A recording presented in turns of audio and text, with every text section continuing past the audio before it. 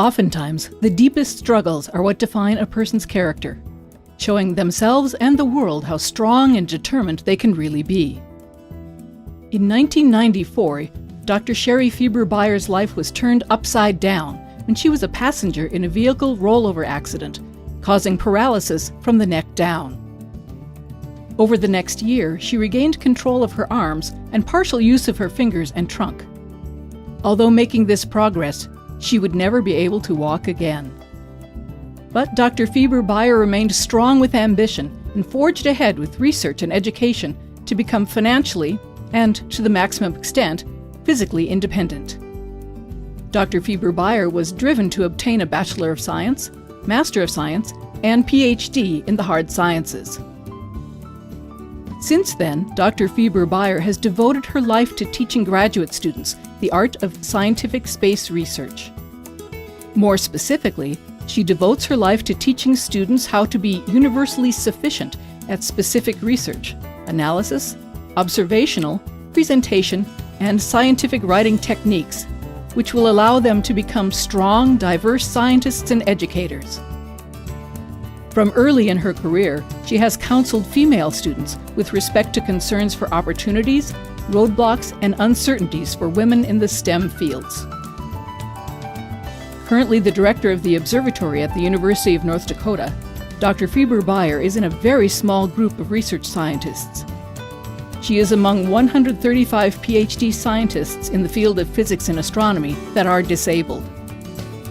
Females with STEM degrees account for approximately 29% of the total science and engineering workforce. Disabled doctoral recipients in the physical sciences total 1,306 nationwide. Throughout the years, she has shown immense grit and heart, overcoming adversity while pursuing her passion in astronomy.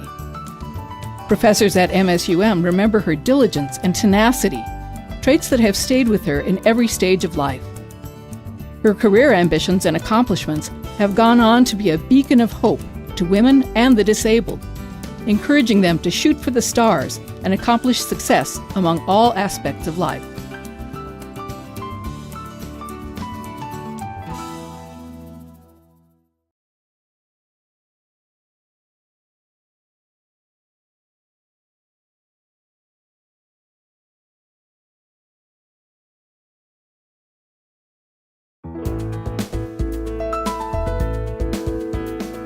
After 35 years in a successful career teaching students in kindergarten through college, Jeff Hagen retired in 2000, but continued to thrive as an artist whose work is known regionally and nationally.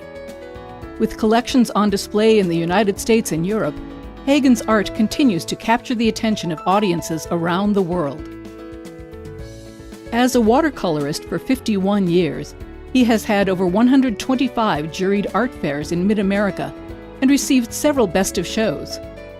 His paintings have even been selected for inclusion in Watercolors USA. Hagen has also succeeded as an award-winning author with more than 8 books to his credit. Listen to Maggie Shapiro Haskett, a former student of Jeff Hagen's. Hi, Mr. Hagen. I was a student in your 7th grade art class at Van Hise Middle School in Madison, Wisconsin in 1987 and 88. I've forgotten the vast majority of middle school, but all these years later, I still remember the way the light slanted into your room as we drew perspective street scenes, the way our kneadable erasers smelled, and the way you quietly talked us through the meticulous process of laying out streets and buildings with a ruler and pencil.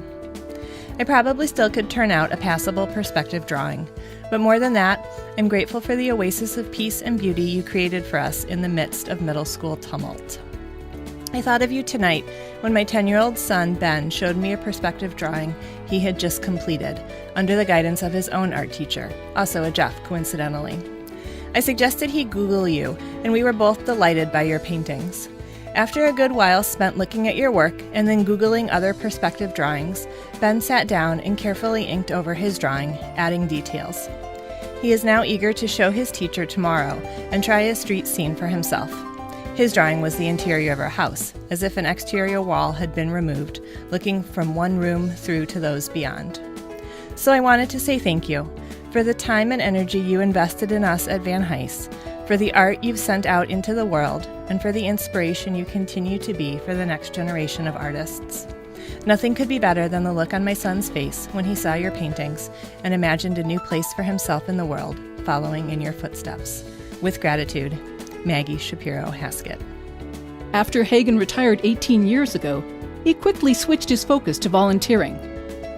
At his church, he learned about mission work in Hazard, Kentucky, right in the heart of the Appalachian Mountains. While they typically did Habitat for Humanity work, he asked the mission representative what else they needed. Upon finding out they were in need of an art teacher, Hagen joined the mission team in the summer of 2011. In his professional endeavors, he made it his mission to teach technical skills and ignite an inner spark of creativity, discovery, and confidence.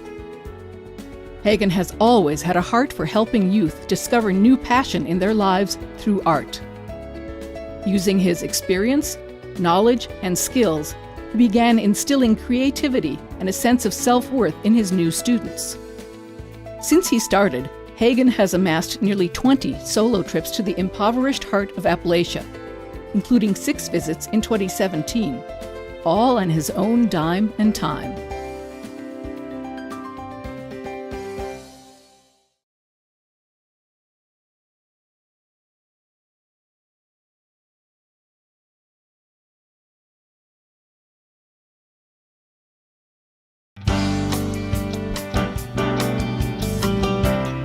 Since childhood, Sue Hesterman had a dream to go into the ministry.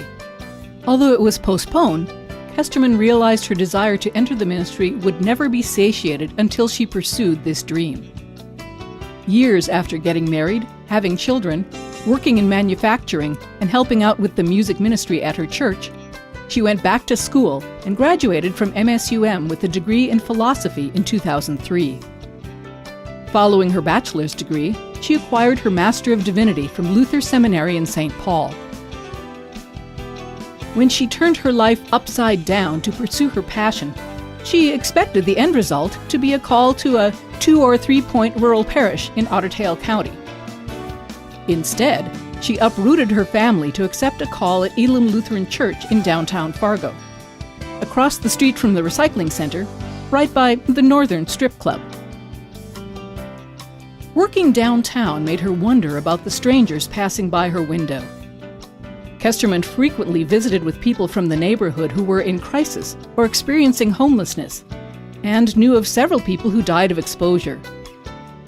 This led her to volunteer Elam to be one of the first organizations to provide overflow shelter for the homeless, and to become one of 3 founding coordinators of the FM Sheltering Churches project. Hesterman soon felt led to become the executive director at Churches United for the Homeless. As the leader of Fargo-Moorhead's largest homeless shelter, she juggles multiple hats, managing a gifted 27-member team.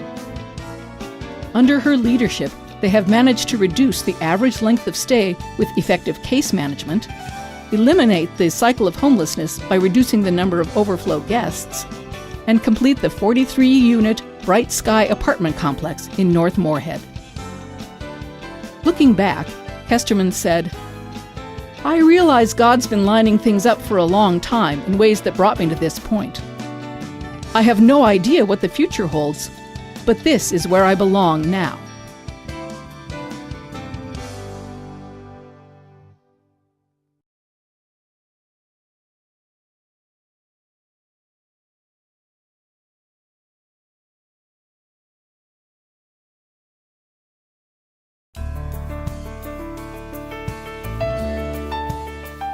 Oluwaloni, Temi Chiwezie, was born in Ila-Arungun in Osun State, Nigeria, to a university professor and a school teacher.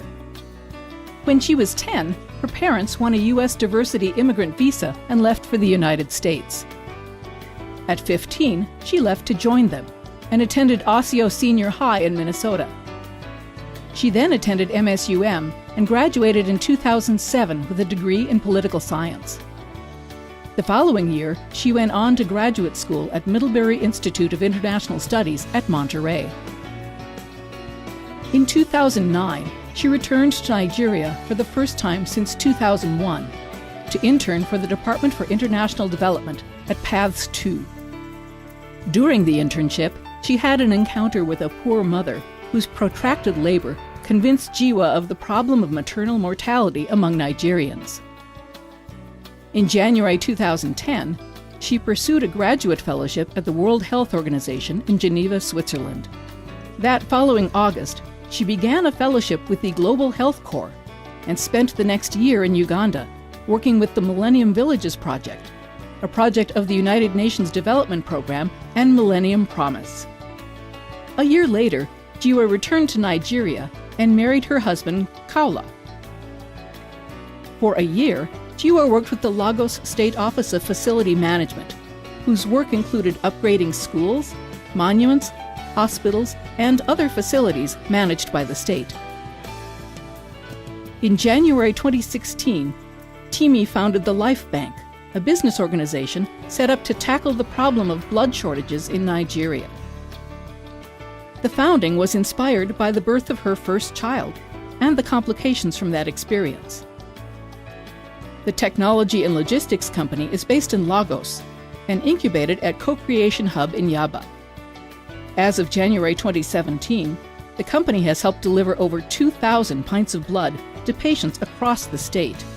In 2016, she met with Mark Zuckerberg during his first visit to Nigeria. She was one of the 2 women Zuckerberg referenced in his town hall meeting the next day, saying her model could impact not just Nigeria, but countries all around the world.